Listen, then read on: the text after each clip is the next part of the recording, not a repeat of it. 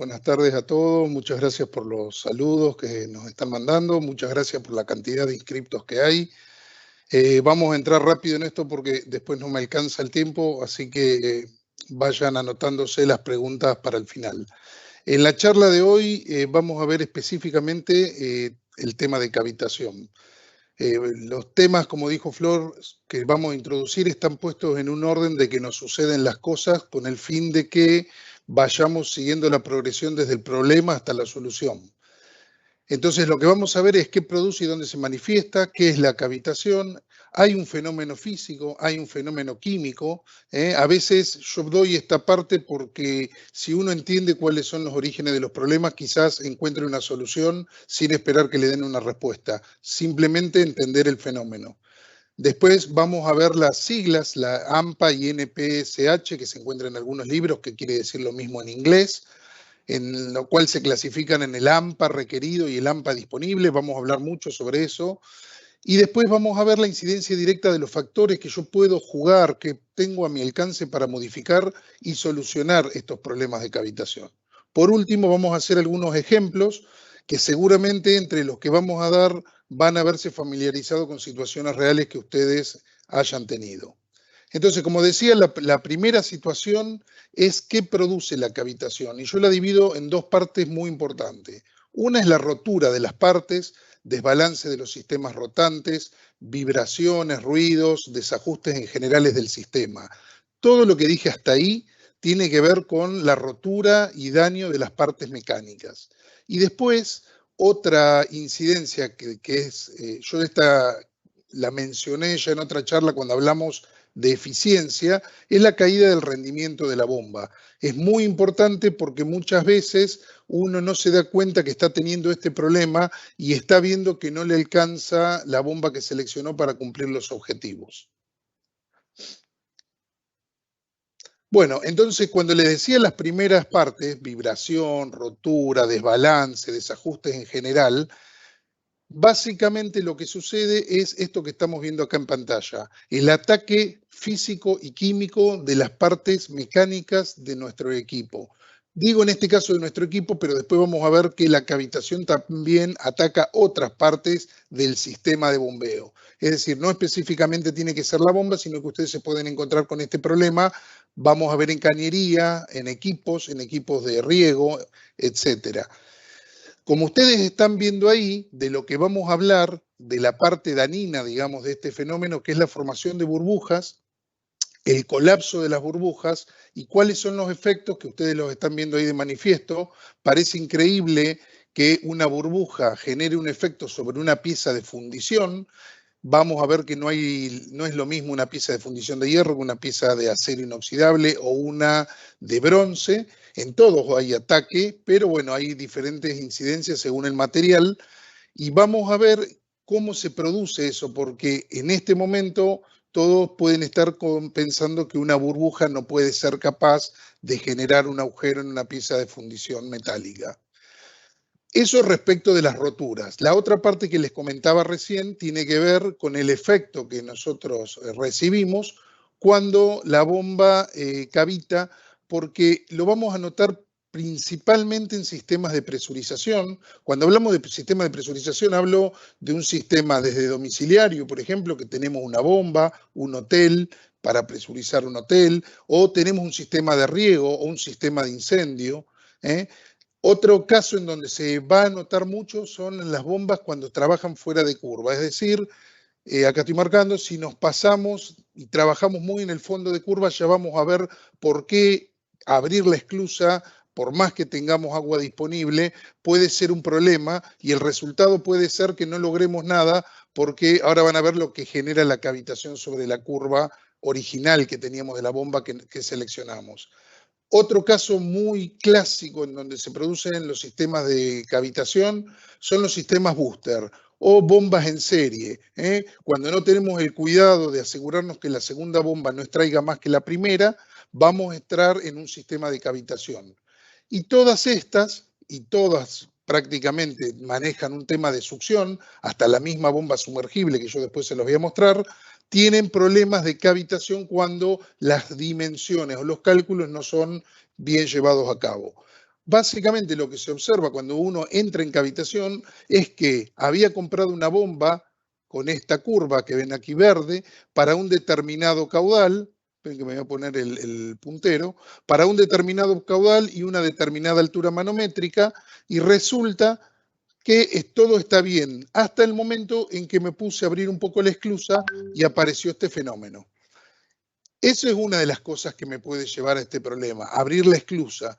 El otro fenómeno que me puede llevar a cavitación son un montón de variables que vamos a ver ahora que tienen que ver, por ejemplo, con las condiciones del entorno de la bomba. La succión, el nivel de agua que tengo en el sumidero de la bomba y otros factores que vamos a ver más adelante que por ahí son menos incidentes, como la altura geográfica donde estamos con la instalación o las temperaturas ambiente, no es lo mismo en verano que en invierno, pero no me quiero adelantar a todas estas variables porque las vamos a ver en lo que transcurre de la charla. Sí quiero mencionarles que el efecto que uno nota finalmente cuando tiene cavitación es que está obteniendo un caudal menor.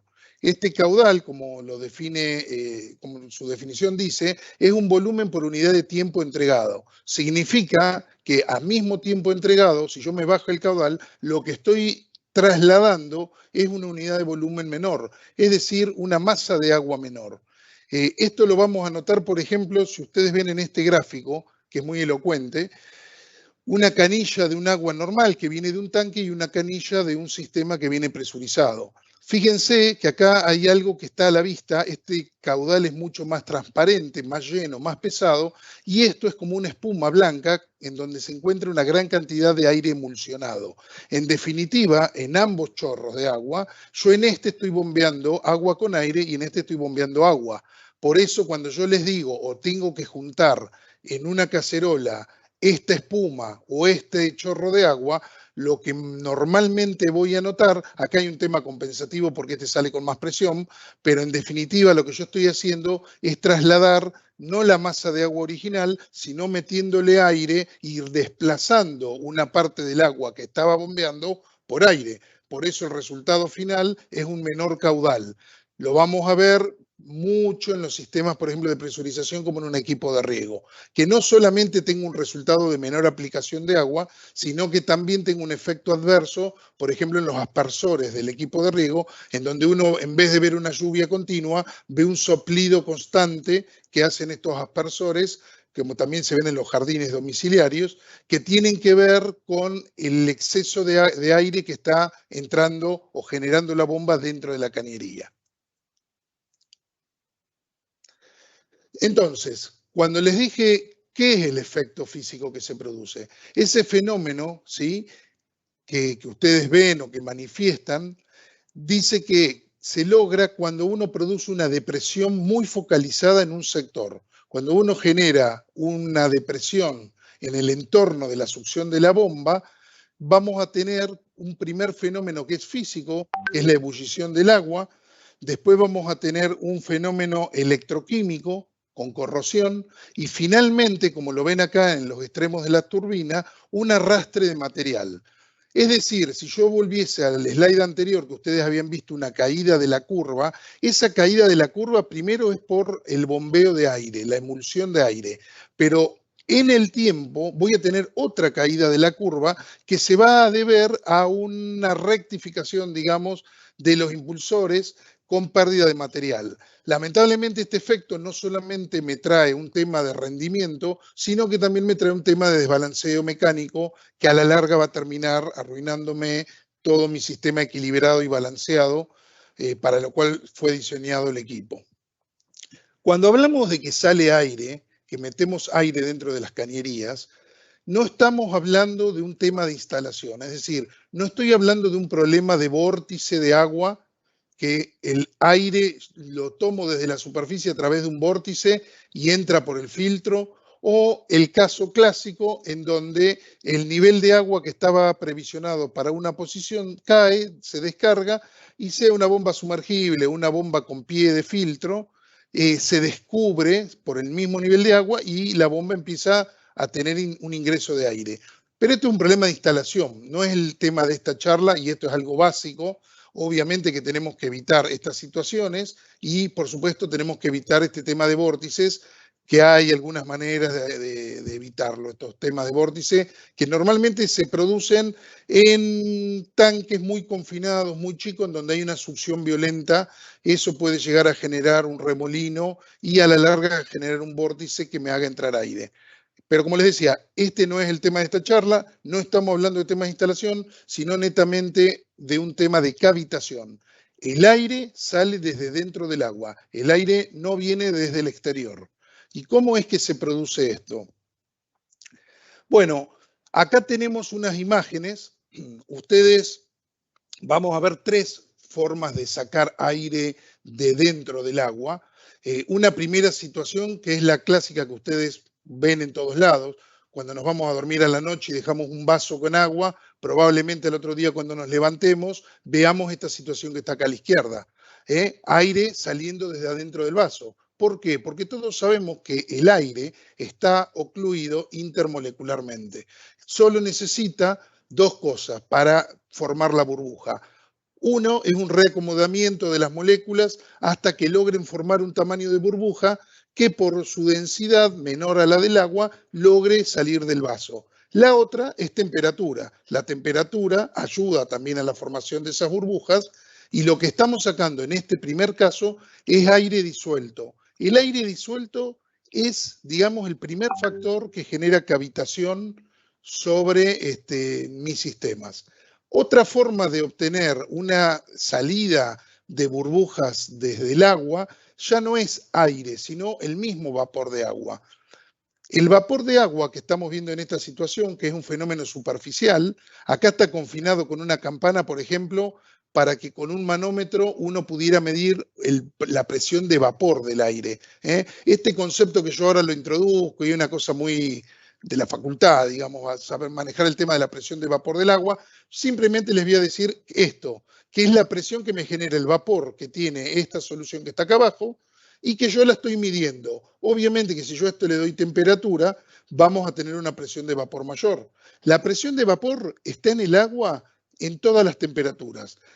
Está a temperatura ambiente o está cuando nos bañamos en la ducha con el agua a 35, 33 grados, vemos vapor y el agua no está hirviendo, porque es un fenómeno superficial y obviamente la molécula de agua cuando está liviana o tiene algo de temperatura tiende a escaparse de la solución confinada y me puede generar una determinada presión de vapor que está directamente relacionada con la temperatura ambiente. Por último, tenemos una situación real en donde ya las burbujas no se producen en forma superficial, sino que vienen del seno del líquido, ¿sí?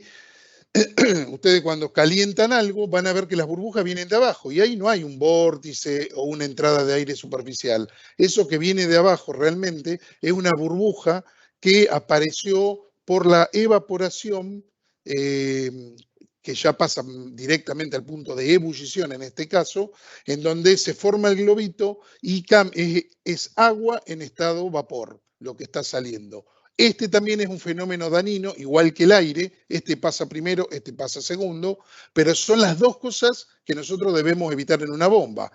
Ustedes estarán diciendo, bueno, no tenemos temas de temperatura normalmente, salvo que estemos bombeando aguas termales.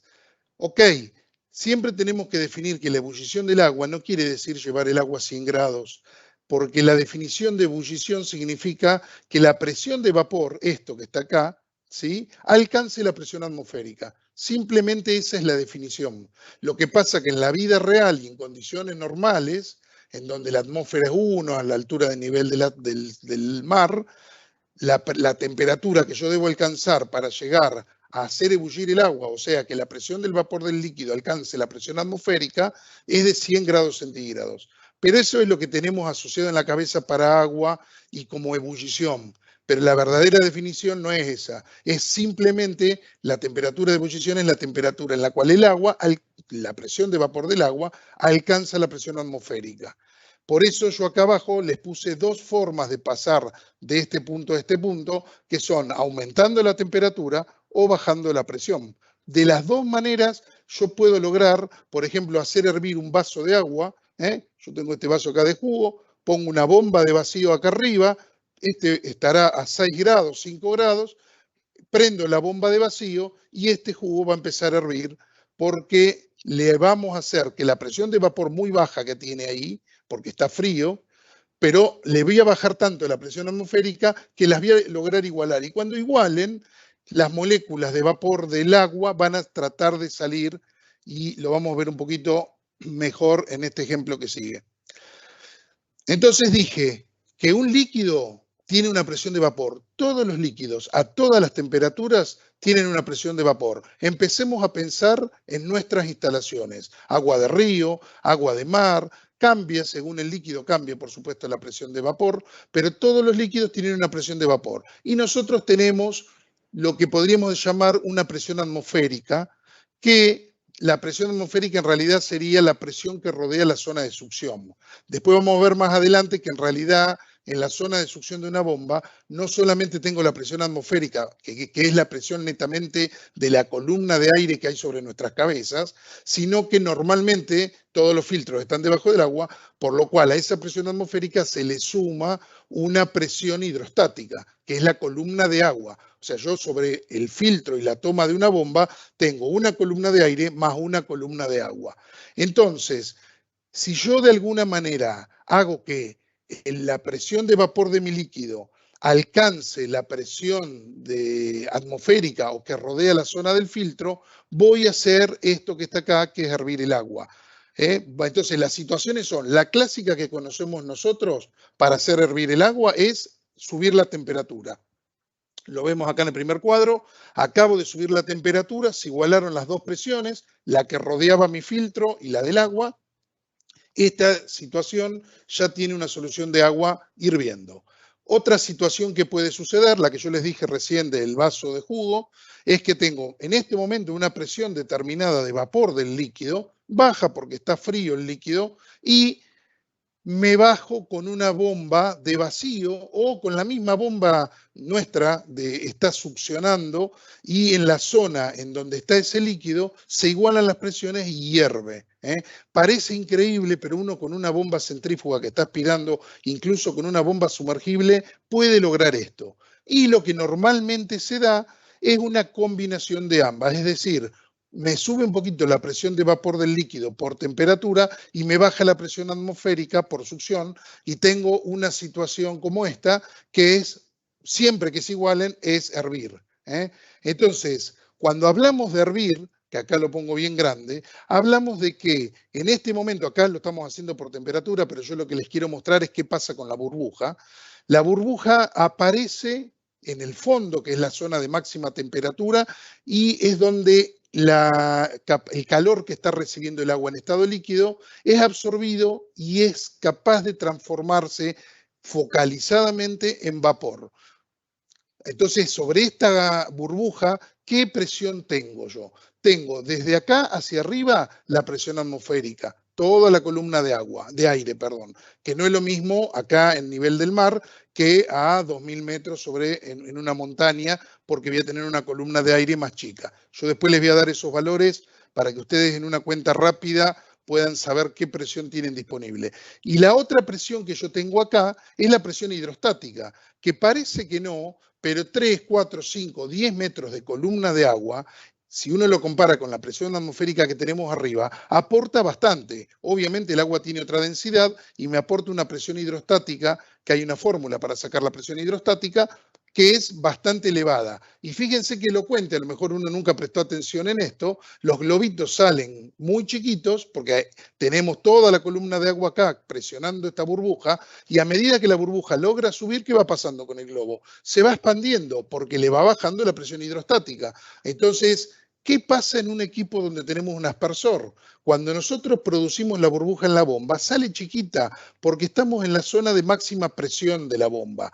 Algunas burbujas van a ir a reventarnos los impulsores de fundición, ahora van a ver cómo, esas burbujas van a implotar y van a quedar ahí. Pero una gran cantidad de esas otras burbujas van a seguir de largo por la cañería, atacando toda la cañería, y si logran llegar al destino final, que la mayoría lo logra, ustedes lo habrán visto en los equipos de riego que soplan, cuando llega al destino van a ver ese soplido. ¿Y por qué es ese soplido, esa gota que salpica, digamos? Es porque se encuentra de golpe, una vez que sale del aspersor presurizado, se encuentra con un ambiente de muchísima menos presión que la que hay dentro del caño.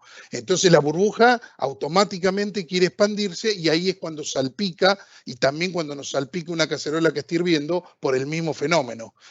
Tenemos toda una presión confinada acá y cuando llega acá arriba se expande. Ok. Ahora, esta es la parte física, la parte que tiene que ver con las temperaturas, ebullición, ¿sí?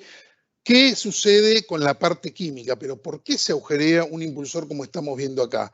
Simplemente yo les dije que globitos que no salían y pegan contra los metales generan una reacción química. La reacción química no es ni más ni menos que una oxidación.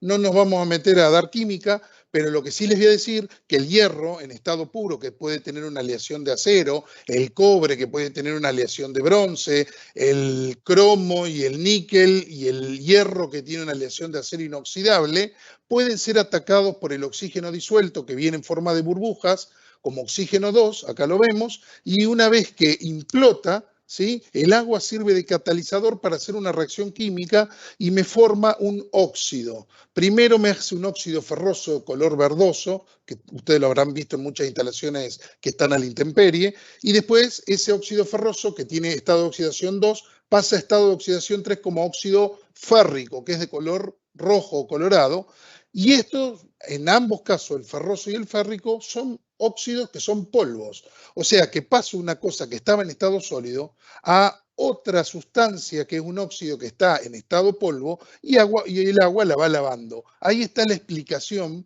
que es química y no física, de por qué una cavitación me perfora un impulsor. Lamentablemente tenemos una condición que se da, que cuando los globitos, acá lo vemos en este esquema que dice del 1 al 6, el globito llega a la superficie metálica, el impulsor está girando, y con la velocidad de giro lo hace implotar. En esa implosión es que se genera este efecto de oxidación. Ahora, cuando se genera ese efecto y me forma el óxido, y el óxido es lavado, acá estamos viendo el óxido volando con el agua que está pasando, ¿qué queda? Queda esto, material comido. Lamentablemente hay una repetición de que cuando uno tiene un fenómeno de cavitación, incide generalmente siempre sobre la misma zona. En la hélice de un barco le pega siempre a la punta de las aletas, en una turbina le pega generalmente a los álabes a la salida, esto que están viendo ustedes acá.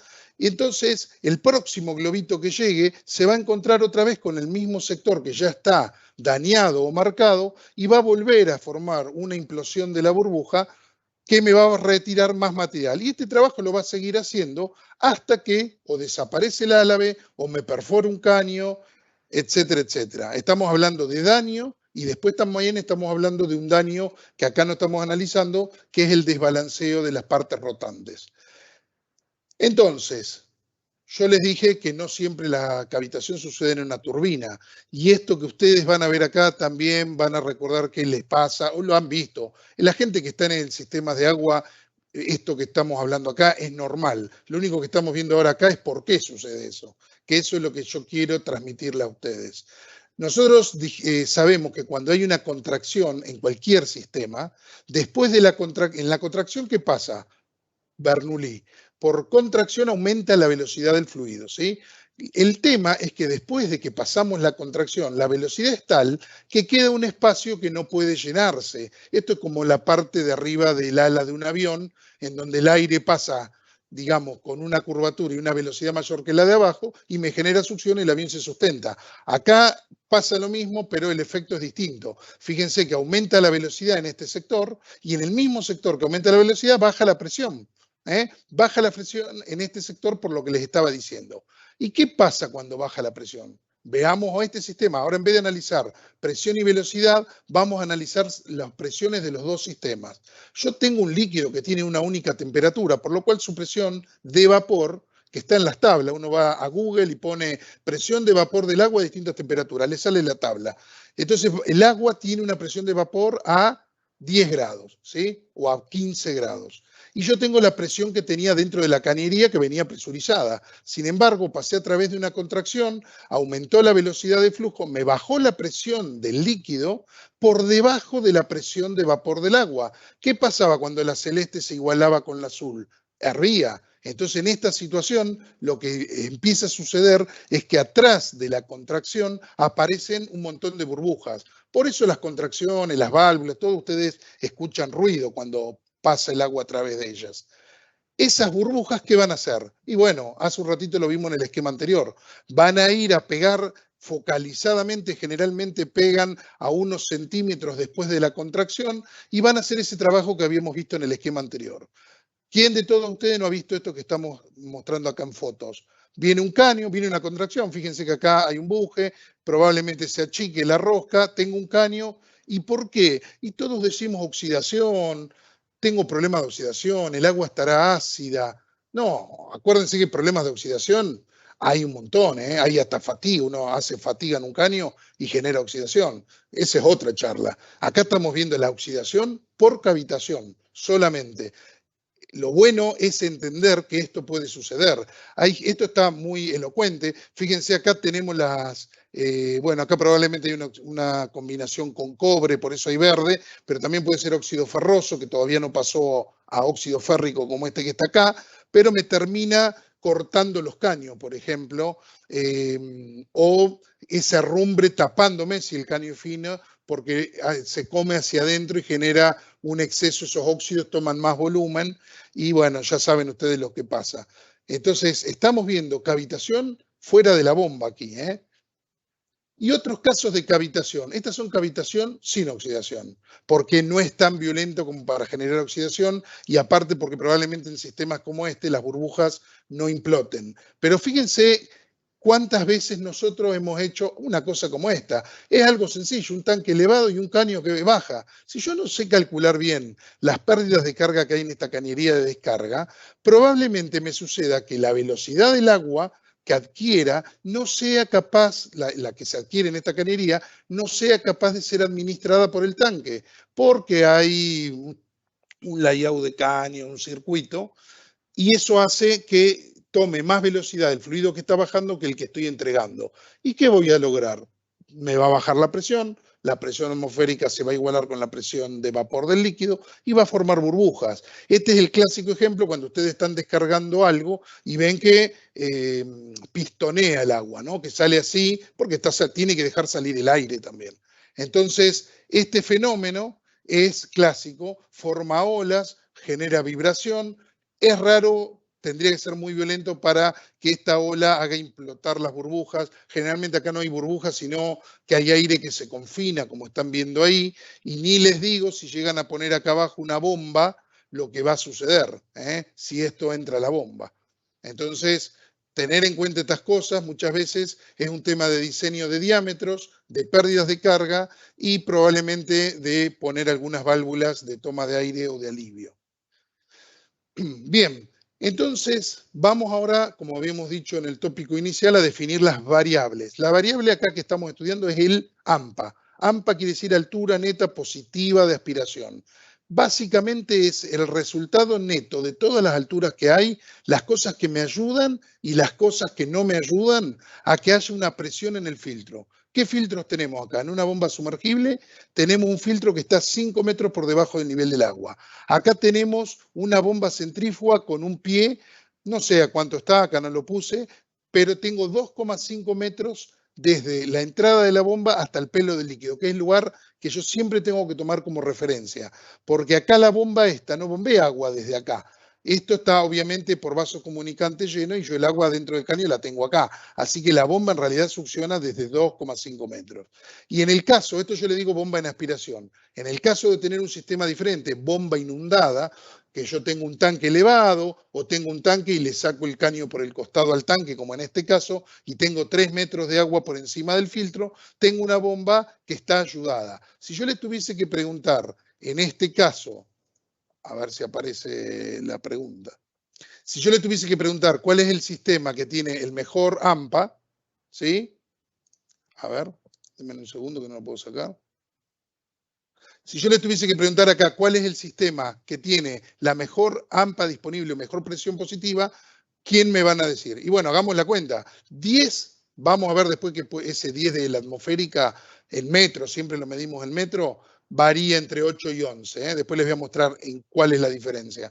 Pero vamos a tomar 10 en este caso. Esta gente tiene 10 de atmosférica y esta bomba tiene, no es todavía el AMPA disponible porque acá hay otros factores que ya vamos a analizar más adelante, pero tendríamos, si tuviésemos que decir cuál está mejor, esta tiene 15, 10 más 5, esta tiene 10 más 3, tiene 13, y esta tiene 10, fíjense esto, menos 2,5, porque tiene que aspirar el agua. O sea que esta tiene 7,5, esta tiene 15 y esta tiene 13.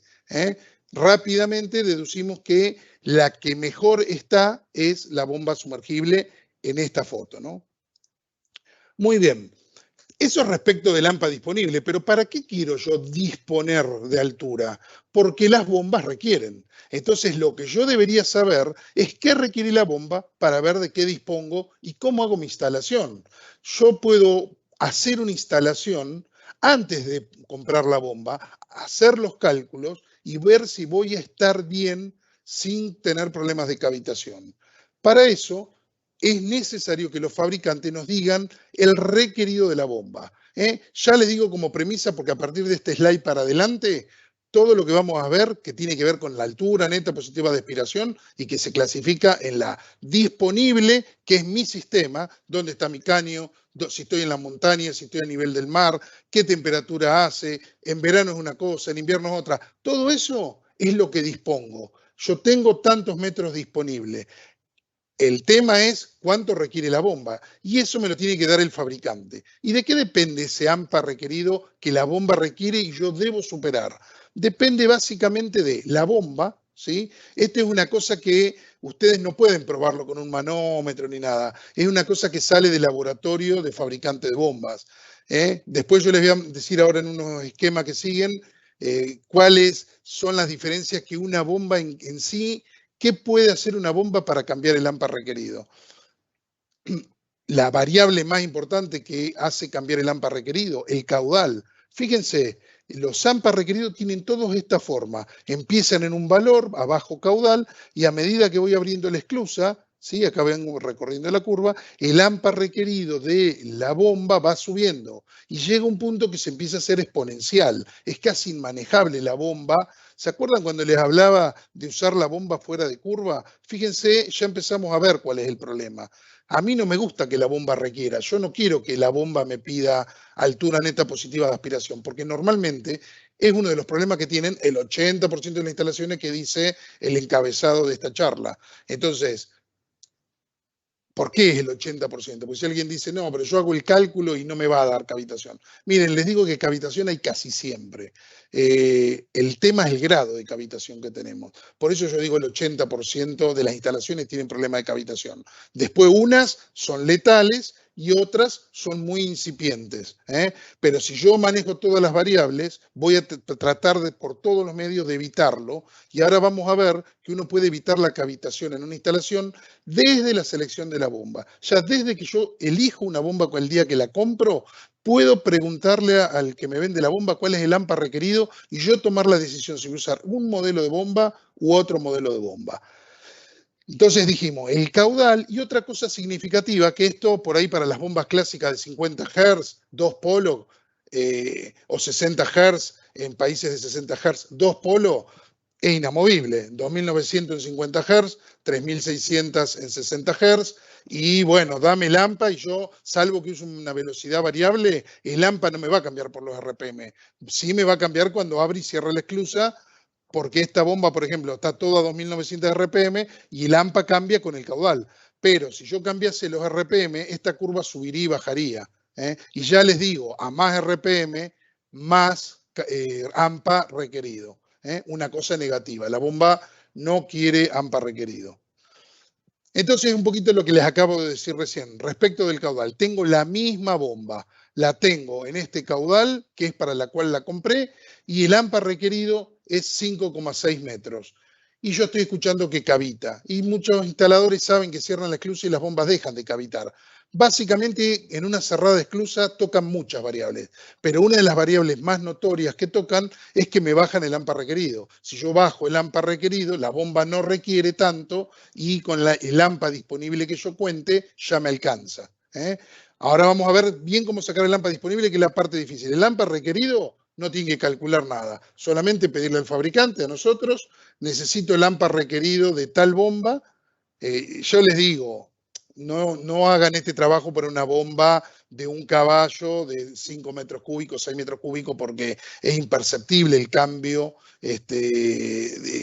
para esa bomba que para una bomba de 2, 3 caballos. Esto empieza a notarse y empieza a ser un gran problema arriba de los 30, 40 mil litros hora. Disculpen los que hablan en otras unidades, en otros países, litros por segundo, lo convertimos, pero más o menos hagan una idea de 40 mil litros hora en donde el AMPA empieza a ser un problema para las bombas. Entonces, dijimos a menor caudal, 3,4 metros, a mayor caudal, 5,6 metros, la misma bomba. Ahora vamos a ver lo que dijimos respecto de los RPM. Acá alguien estará mirando y dice, che, ¿cómo te da la misma curva una bomba girando en 1400 y una en 1950? No, no es la misma bomba. Esta es una bomba, por ejemplo, con una turbina, para dar un ejemplo, de 8 pulgadas, y esta es una bomba con una turbina de 12 pulgadas. Yo al tener menos RPM necesito compensar con la turbina ese faltante de RPM lo genero con superficie de impulsión. Entonces tengo exactamente la misma bomba. Y esto es lo que les decía hoy. Ustedes van a hacer el proyecto y van y me dicen a mí, que soy el fabricante, Sebastián, necesito tal caudal y tal altura. Acá está el mismo caudal y yo te digo, tengo esta bomba y tengo esta bomba de acá a la derecha. ¿Cuál querés? Y bueno, esta es más barata porque es una bomba de 8 pulgadas, esta es una bomba de 12, me quedo con esta, pero pará, 5,6 metros requeridos, voy a tener problemas. No tengan problemas a futuro. Una cosa es la inversión inicial, en donde puede haber una diferencia de precio, y otra cosa son los problemas. Ustedes saben el costo que tienen los problemas. La bomba no sirve más, terminan comprando esta, más toda la pérdida de tiempo, instalación, mano de obra. Ojo con el tema de la decisión.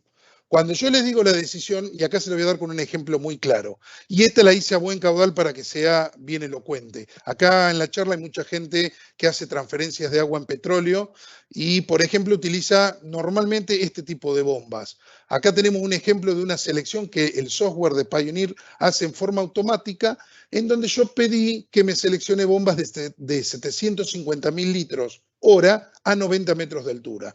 Me tira un listado. Todas estas bombas dan 750.000 litros a 90 metros. Si ustedes se fijan en esta columna que dice altura, 90, 90, 90, 90, 90,1 y el caudal en 750. Ahora, ¿por qué seleccionó tantas bombas? Y porque me seleccionó bombas de distintos tamaños. Fíjense, la primera que me selecciona es una 8 pulgadas de entrada, la brida, esta es una bomba centrífuga, 6 pulgadas de salida. En segundo lugar me selecciona una bomba de 10 pulgadas de entrada, 8 de salida. Tercer lugar, una de 12 de entrada, 8. Todas dan el punto, acá lo están viendo ustedes. Todas están dentro de la zona amarilla de operación de la bomba. Pero en este caso, ¿por qué el software seleccionó primero esta? Me dice, esta es la mejor. Y si ustedes ven el punto rojo de trabajo de la bomba, el mejor es el que está en la mejor zona de eficiencia de la bomba. Y en este caso, 79,5% es la bomba óptima para Pioneer. Después tenemos 78, 77, 76, va bajando la eficiencia con los otros modelos. También va cambiando el precio de la bomba, porque hay distintos tamaños. Pero yo acá, en este bomba especialmente, que se maneja normalmente con un motor de combustión, yo debería ir ciegamente a la primera, que es a más eficiencia, menos que potencia. 237 kilowatts.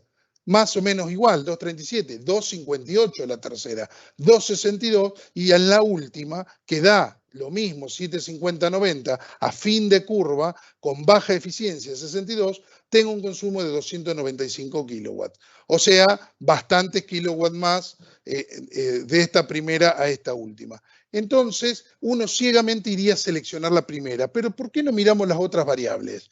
Una cosa que le puede interesar al comprador de esta bomba, por ejemplo, es la RPM a la cual debe girar para dar este rendimiento. En este caso, 1985 quizás para un motor de combustión puede ser mucho. Entonces, la segunda ya es una mejor opción, 1720, 1400, y yo ya puedo hacer una segunda variable de selección que tenga que ver con las RPM. Pero nunca nos olvidemos, todo lo que estamos dando en esta charla. Una tercera variable que está aquí, que acá la nombra lamentablemente con otro nombre, pone CSPN, que sería algo así como columna de succión de presión neta, en donde tenemos 4,58 metros para la primera bomba de requerido y ya en la segunda tenemos prácticamente un metro menos, 3,8, y en la tercera tenemos 2,2 metros requerido. Entonces, fíjense, en esta, si tenemos un problema de AMPA disponible que no es muy elevado, sería la mejor selección respecto del AMPA. Me subió el precio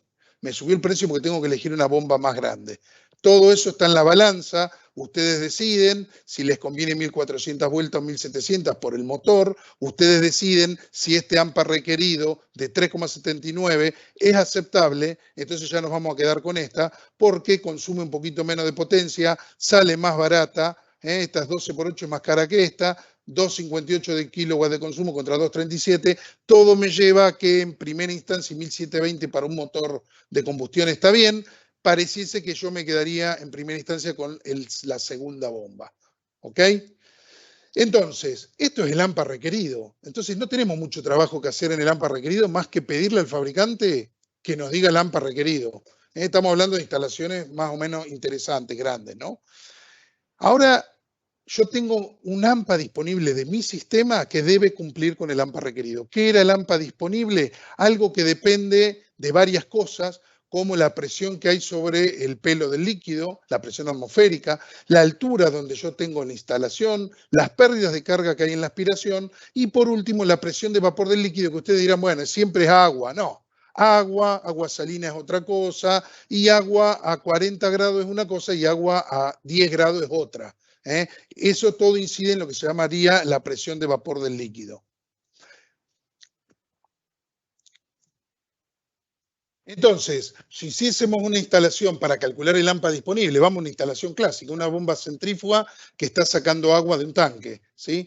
¿Por qué nadie calcula el AMPA disponible? Porque ustedes fíjense la fórmula. Nadie quiere meterse con este tema, en donde el resultado de AMPA, como el AMPA requerido es el metro, el AMPA disponible, todo esto da el metro. Pero fíjense que yo acá tengo que mezclar la unidad del MKS. Esto es metro porque son las pérdidas de carga en la aspiración y esto es metro porque es la profundidad de succión. Pero estos son presiones, las presiones en este sistema están en pascales, acá hay densidad, gravedad, velocidad al cuadrado, y nadie quiere meterse con esto. Yo de hecho simplemente se los muestro para que ustedes vean que si uno quisiera hacer la fórmula exactamente, usar las presiones que están en pascales o pasarlas a Newton sobre metro cuadrado, que es lo mismo que Pascal, y poner todos los valores acá en la fórmula, bueno, yo lo puedo calcular y esto, como es bastante constante y este término desaparece, ¿sí? Porque la velocidad al cuadrado sobre 2G en metros me da muy chiquita, es prácticamente despreciable, yo me puedo quedar y no hacer más este cálculo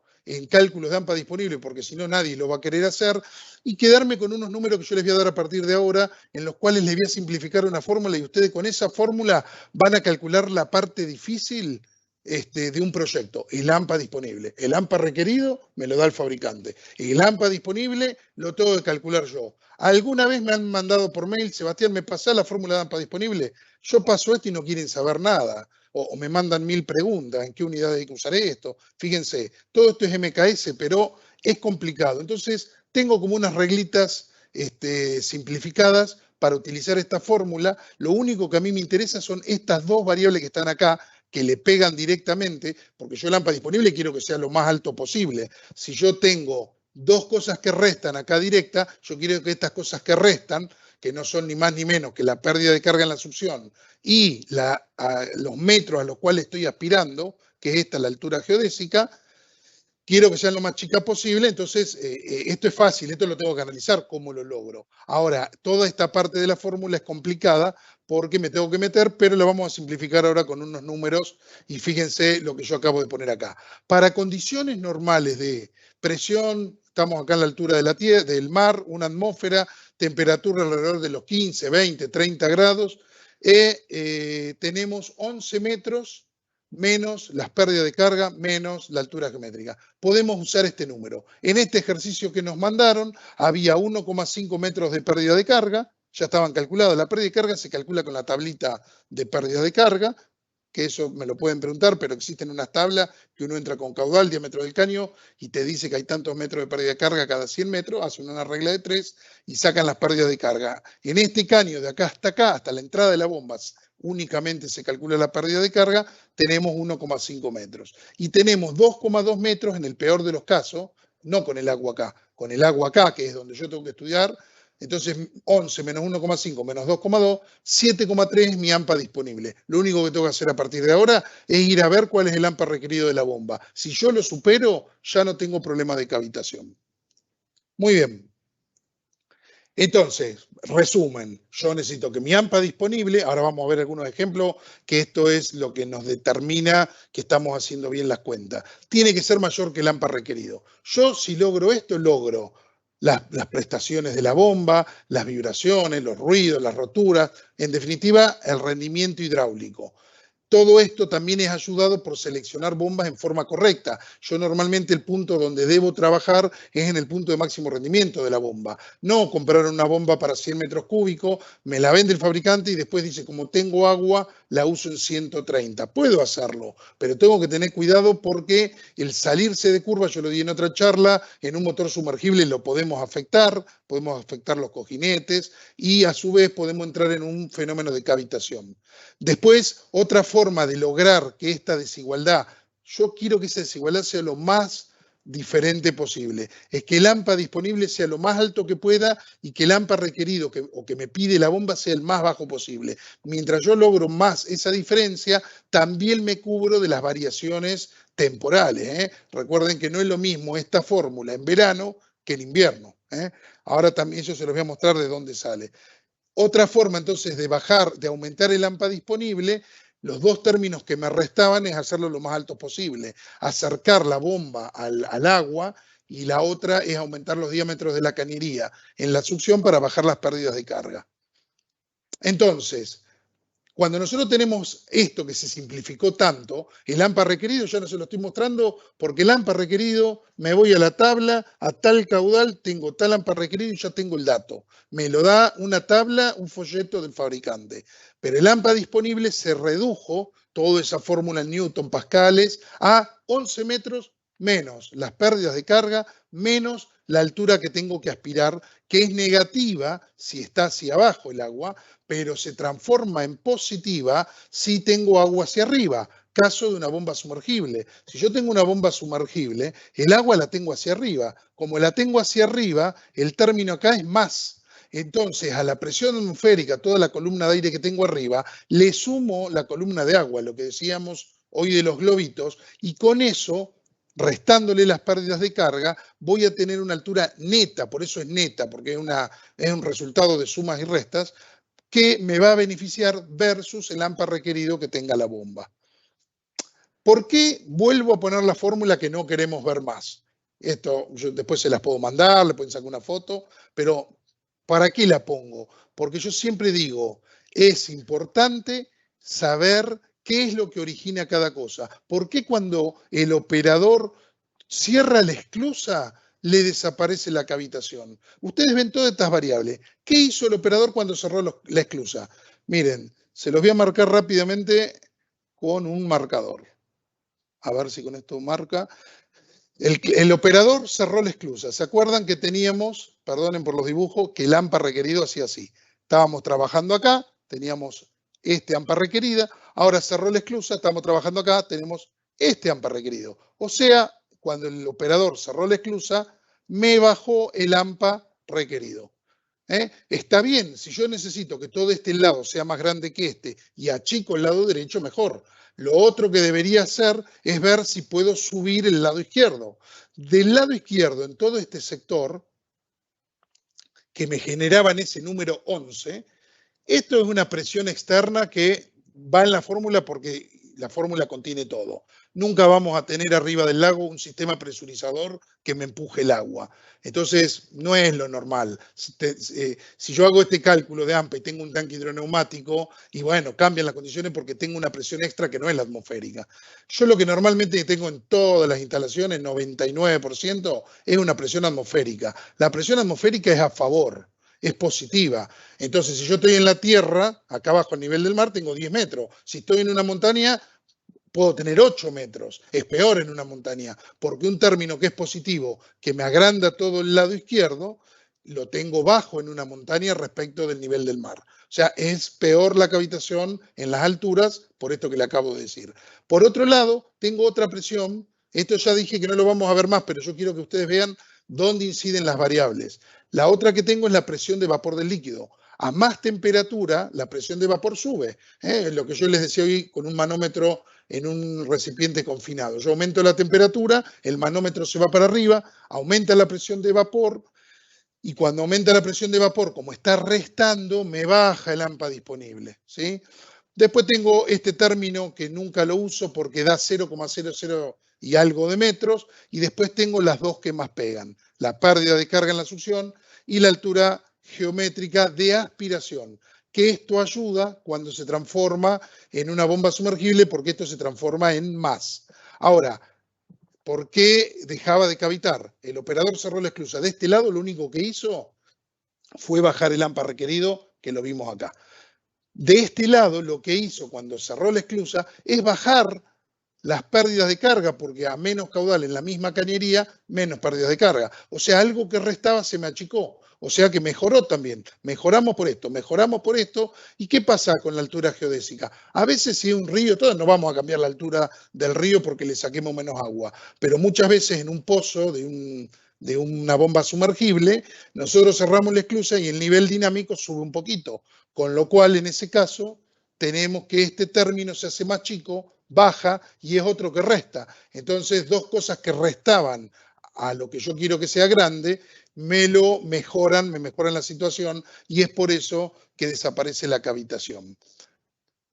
Como resumen, el AMPA disponible de mi instalación tiene que ser mayor que el AMPA requerido y vamos a ponerle una cuota más a eso que dicen las tablas. Vamos a tomarnos un margen, porque lamentablemente las instalaciones, un pozo, lo que sea, nunca mantiene el nivel durante el tiempo. Normalmente el arroyo baja o el pozo tiene en verano una napa inferior. Entonces yo tendría que el día del proyecto tener en cuenta ese margen y calcularlo, ponerlo para asegurarme de nunca tener una situación de que esto que tiene que ser mayor se dé vuelta y me quede que el AMPA disponible sea menor que el requerido más el margen. Entonces, siempre debo elegir las bombas con AMPAs requeridos bajos y diseñar una instalación con un AMPA disponible alto. Es decir, no ir a buscar el agua a 20 metros de profundidad porque no la van a sacar. O no poner un caño de 1 pulgada en una bomba que tiene una entrada de 4 pulgadas, porque la pérdida de carga que vamos a generar en la succión va a hacer que este número sea tan grande que yo voy a restarle a 11 un número grande y no me va a alcanzar después para cumplir con la condición de ser mayor que el AMPA requerido más el margen. Esto está bueno con un gráfico y ya lo meto en los ejemplos que son 3 minutos más. Fíjense lo que hoy hablamos. Compramos la bomba, esta verde, para trabajarla en este punto, ¿sí? En este punto yo había hecho mis cálculos y el fabricante me había dicho que el AMPA requerido era 5,6 metros, acá lo ven, y mi disponible es de 6,6 metros. Alguien me dirá, siempre vi las curvas de los AMPA requeridos, nunca vi las curvas de los AMPA disponibles. ¿Puede hacer una curva de un AMPA disponible? ¿Y por qué no? Si esta es una fórmula constante, 11 menos las pérdidas de carga, ¿qué pasa a medida que aumento el caudal? Va aumentando la pérdida de carga en la succión. Entonces va a ser, acá va a ser 11 menos 0,8, 11 menos 1,7, 11 menos 3. Y así me va bajando la curva de AMPA disponible. Llega un momento que es mi punto de operación en donde yo veo lo que les dije acá, estoy por encima. El problema es que si viene el operario y dice cuánta agua que tengo y abre la esclusa, ¿qué va a suceder? Va a llegar a este punto, que es el punto límite, máximo caudal de la bomba sin cavitar o ya cavitación incipiente, y a partir de ahí, ¿qué va a suceder? Va a llegar a un caudal en donde se dieron vuelta el disponible y el requerido, lo que les decía hoy, y ahora tengo un disponible de 4,4 y un requerido de 7,5. Estoy 3,1 abajo, supercavitación, agua hirviendo y formación de burbujas. Bueno, entonces, ¿qué es lo que yo puedo hacer cuando ya tengo una instalación hecha? ¿Qué cosas podríamos hacer para cumplir con esta desigualdad? Otra vez escribo la fórmula en vez de poner 11 para ver las variables, ¿sí? Olvidémonos de este término, no está más porque es insignificante, no hay presiones externas, solo tengo la atmosférica y la presión de vapor del líquido. Y fíjense, una, seleccionar el modelo de la bomba correcto. Hoy yo se los mostré. Lamentablemente esto no sirve si ya la tengo instalada. No lo tuve en cuenta o es una bomba la única que tenía, ya tengo el AMPA requerido que me lo da el fabricante. No puedo hacer nada. ¿Qué otra cosa puedo hacer? Bajar el caudal. Bueno, eso sí tengo una cavitación terrible y no sé cómo frenarla, pero yo necesito el caudal para la cual compré la bomba. Entonces puede ser que bajar el caudal tampoco sea la solución. ¿Qué otra cosa puedo hacer? Y bueno, empecemos a pensar en el layout. ¿Podríamos aumentar el diámetro de la cañería de succión? Sí, eso me va a bajar este término y si yo bajo este término, vamos a lograr que el AMPA disponible suba. Podríamos acercar la bomba al agua. ¿Para qué acercar la bomba al agua? Para bajar la altura de aspiración. Estoy haciendo todas cosas que ayudan a que el primer término de la ecuación sea más grande. Bajar las pérdidas, bajar la altura de aspiración, ya que esto no lo puedo tocar, el caudal no lo puedo tocar. Por última, revisar el layout. Nos hemos encontrado instalaciones en donde el instalador, por ir atrás del árbol, subir, pasar por atrás de la columna, hace una serie y pone en un tramito de 5 metros de caño, pone 8 codos, pone una válvula de acá abajo de retención chiquita, que la clapeta no abre, y son todas pérdidas de carga que afectan a este término. O sea, el quinto, revisar el layout de excepción y accesorios, tiene que ver con este punto que yo debo hacerlo lo más chico posible para que la AMPA disponible sea lo más grande posible. ¿Cómo afectaba la altura? Fíjense que pongo la primera parte de la fórmula, voy para atrás. Esta parte de la fórmula, miren, que está acá. Uy, rayé todo, bueno, no importa. Esta parte de la fórmula que puse acá, la pongo acá. ¿Sí? Este lo vuelvo a sacar. Ahora cuando me deje, ahí está, lo sacamos. Y me queda que la fórmula, esto yo necesito que sea lo más alto posible, es la presión atmosférica. Miren lo que pasa en las alturas. Entonces, acuérdense que yo había puesto un término, pongámosle 11, 10,5, ¿sí? Fíjense, y ya se lo toman como regla práctica. A 1000 metros pierden 1 metro. Y a 2000 metros pierden 2 metros, más o menos. Acá está, 222 a 2000. Entonces ustedes pueden decir, bueno, si estoy a 2000 metros, ya no tengo más 10 metros a favor. El primer número ese que yo les había dicho, 10 u 11, hay que son 2 metros menos. 2 metros menos por altura. Entonces, como regla práctica, acuérdense de ese primer 11 de lámpara disponible, que vamos a usar siempre ese, ya nos olvidamos de los newtons y los pascales, vamos a usar el 11 y cada 1000 metros le vamos a restar 1 metro para calcular el AMPA disponible. Si yo estoy a 2000 metros, voy a alargar la fórmula, que en vez de poner 11 voy a poner 9. 9 menos las pérdidas de carga menos la aspiración. Y ahí calculo el AMPA disponible con 3 fórmulas, con 3 datos, no con 3 fórmulas. Esto es respecto de la altura manométrica, muy importante porque no es lo mismo bombear allá arriba que bombear acá abajo. Otro tema, la temperatura. Otra vez saco este término que no me interesa, ¿sí? Y me quedo con la presión atmosférica, que ya lo vimos, ahora la presión del vapor del líquido. ¿Es importante la presión del vapor del líquido? Y es algo que resta, a mí no me gusta, yo quiero que sea baja, pero para que sea baja, el agua debería estar lo más fría posible. Fíjense, 0 no puede ser, pero cerca de 0, yo acá tengo la presión del vapor que es muy baja y eso hace que tenga que restarme nada, 0, por lo cual me quedo con los 10 originales. Pero a medida que subo, y yo les voy a dar un ejemplo, a Imogasta La Rioja, 45 grados temperatura del agua, de presión 0,8, tengo 9,4. Acá no es tan elocuente, pero esta curva de pérdida de succión por temperatura y la altura disponible o el AMPA, ¿saben cómo cae con la temperatura? Cae bastante nada hasta que de golpe hace así. ¿Por qué? Porque a partir de esta temperatura ya la incidencia empieza a ser muy fuerte. Fíjense a 70 grados, ustedes me dirán, nunca vamos a bombear agua a 70. Bueno, hay aguas tipo termales que están a 70 o procesos productivos en una planta industrial y ya ahí tenemos, fíjense, una caída de 3 metros. Es peor que los 2000 metros de altura de la montaña. Ya los dejo. Por último, Entonces, si hacemos una instalación, nosotros debemos estudiar el AMPA de la instalación. Uno ve una cosa así, parece que no puede estudiar nada, pero yo puedo estudiar todo, porque yo le pido al fabricante acá el AMPA requerido y lo anoto en un lugar, me guardo 2 metros porque esto puede subir, puede bajar, ¿sí? Y después calculo, no lo voy a escribir acá porque no me va a salir con el mouse, pero vamos a poner a AMPA disponible. ¿Y cómo lo hago el AMPA disponible? Estoy a nivel del suelo, 11 menos, calculo las pérdidas desde acá, hasta la entrada de la bomba.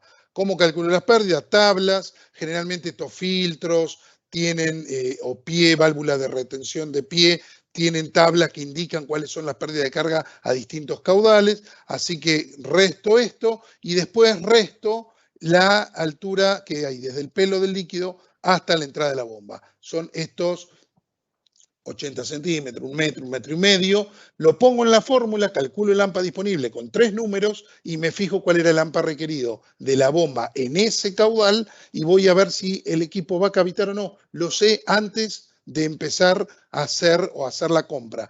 También lo puedo calcular una vez que la compra ya está hecha y está todo instalado. Lo que pasa es que lamentablemente cuando eso sucede ya no hay mucha solución. Y ahora sí, los ejemplos. Rápido. Tenemos la misma instalación de recién. Fíjense esto, el cliente quiere 160 metros cúbicos a 47. El fabricante me dice, Sebastián, 4,5 metros es el AMPA requerido. ¿Me guardo 1 metro? Esto es lo que hay que vencer. Ya está, el sistema, el objetivo es, yo con mi disponible tengo que llegar a 5,5 metros. ¿Cómo lo calculo? Las fórmulas de recién. Pérdida de carga en la succión, me lo dicen las tablas, 1,9. AMPA disponible, acá dice Buenos Aires, o al nivel del mar, ¿sí? ¿Cómo lo calculamos? Como 10,9, para ser un poquito exacto, en vez de 11, 1,9 de pérdidas de carga, 2,5, acá lo están viendo, de desnivel, resultado 6,5. ¿Cuál es la situación de esta bomba? El AMPA disponible es mayor que el a vencer, no cavita. Esta bomba está bien. Estoy trabajando, ¿se acuerdan esto? El verde era el AMPA disponible y el rojo el AMPA requerido. Estoy trabajando por acá, por eso está todo bien, porque la verde está arriba de la roja. El problema es cuando viene el operario y abrió la esclusa esta. Abrió la esclusa que estaba en 160 y ahora la puso en 190. Y ahora en vez del AMPA requerido ser 4,5, me voy a la curva del fabricante, acá está, y estamos acá. 5,5, más alto. Me guardo 1 metro y ahora voy a tener que vencer 6,5. Entonces ahora me voy a calcular el AMPA disponible acá también a nivel del mar. Y veo que las pérdidas de carga en la aspiración, en vez de ser 1,9, ahora como estoy sacando 30.000 litros más de agua, aumentan las pérdidas de carga. Entonces, miren por todos los lados que me desbeneficio. Tengo ahora 2,9 metros en la aspiración, resultado, el 10,9 que yo tenía de Buenos Aires a esta temperatura, a esta presión, resto más pérdida de carga, el mismo nivel dinámico, supongamos que esto no varía si yo abro la esclusa, y ahora tengo un AMPA disponible de 5,5. Fíjense que la vencer es 6,5, con lo cual yo en esta bomba está cavitando. Acá le mostré con números lo que acá le mostré con un gráfico. Me fui de trabajar en este punto a este punto. Y ni le digo si sigo abriendo la esclusa, ya la ebullición es letal. ¿Qué pasa en una bomba sumergible? El gran cambio, este es el gran cambio de las bombas sumergibles. Este menos se transforma en más. ¿Por qué? Porque no aspiro, el agua la tengo hacia arriba, me ayuda. Entonces veamos un ejemplo. 300 metros cúbicos a 100. Esta es una bomba clásica de riego de 150 caballos del centro del país. El AMPA requerido para esta bomba es 10,5 metros, mucho más alto, obviamente, estoy en 300.000 litros, ¿no? Pero como es un pozo, tengo un nivel dinámico que es más variable que la superficie de un lago, un tanque, me guardo 3 metros. Total a vencer, 13,5 metros. Por ende, las pérdidas de carga en la aspiración son de 3,9 metros. Acá viene una pregunta que alguien estará pensando, si acá no hay caño en la aspiración. Ojo que parece que no hay caño en la bomba sumergible, en la aspiración, pero sí hay un caño. El caño es un caño concéntrico que tiene un pozo y un motor en el medio y el agua tiene que pasar por las paredes, que es el caño, hasta que llega acá al filtro de la bomba y entra. Entonces esto es un caño en realidad. Y esto genera pérdida de carga en la succión. Y el filtro también. Supongamos que entre las dos pérdidas de carga sumo 3,9 metros. Entonces mi AMPA disponible va a ser, otra vez, el mismo número de hoy, 10,9 menos 3,9, Pero fíjense esto, la bomba está sumergida 15 metros, más 15 tengo, no sé si esta cuenta está bien hecha, creo que sí, 22 metros a favor. Tenía un requerido de 13, estoy sobrado, no va a cavitar esta bomba. ¿Cuál es la ventaja entonces de las bombas sumergibles? Que supongan que no me hubiese dado el cálculo. ¿Qué hago? Acá tengo una maniobra muy simple, agrego un caño más a la bomba, la bajo 6 metros más y mejoro 6 metros este número, lo llevo a 28. Entonces, yo en este caso puedo solucionar el tema.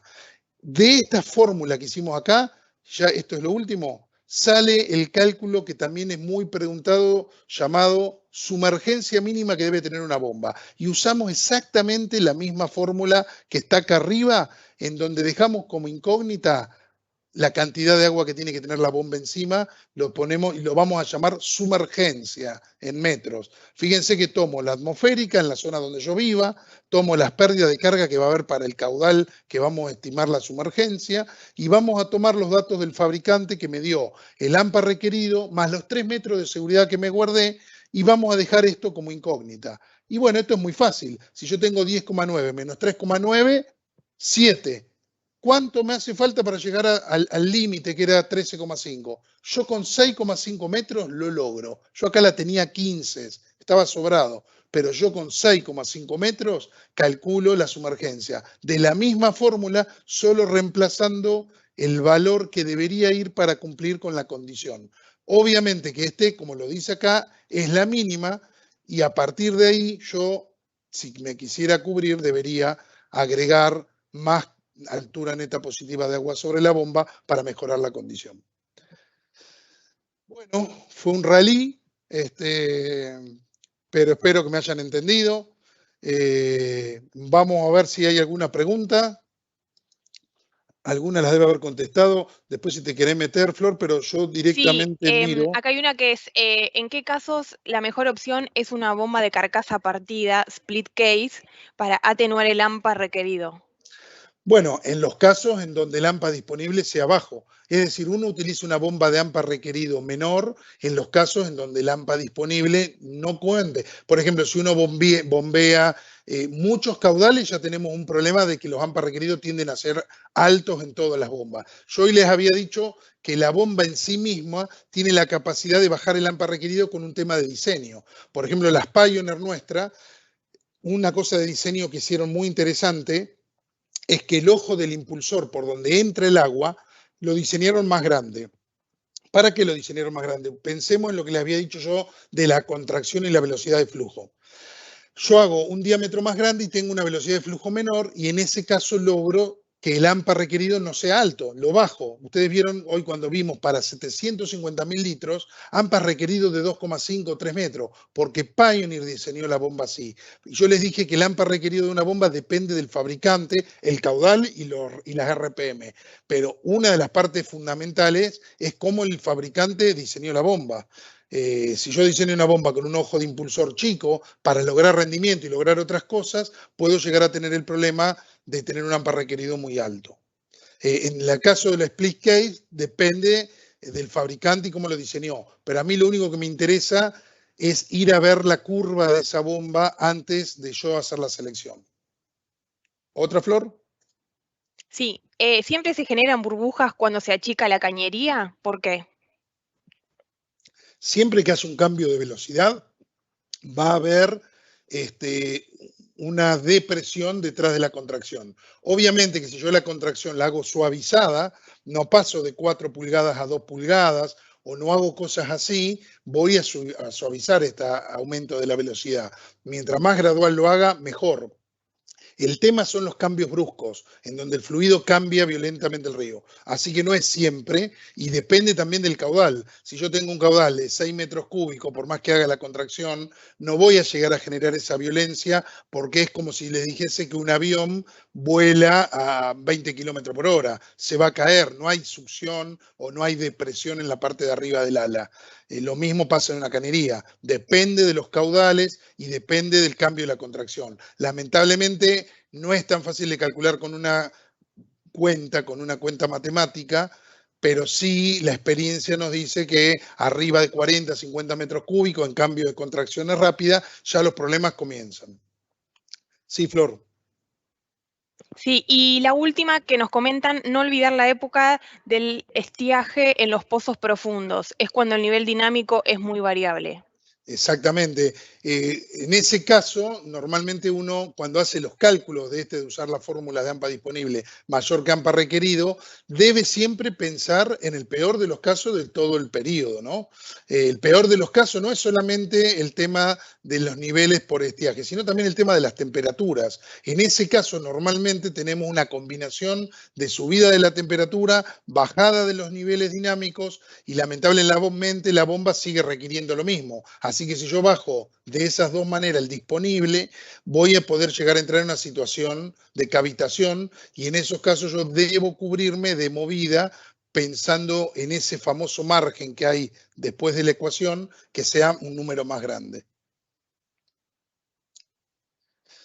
¿Estamos listos ahí? Cualquier cosa, obviamente, no sé si Flor compartiste el mail, hay un mail de consultas. Igual están todos los servicios técnicos de Franklin en todos los países. Así que bueno, les agradezco mucho. Nos vamos a ver seguramente, tenemos otra en julio y 2 más en agosto. Así que otra vez, muchas gracias a todos y nos vemos en la próxima reunión. Les mando un gran saludo a todos.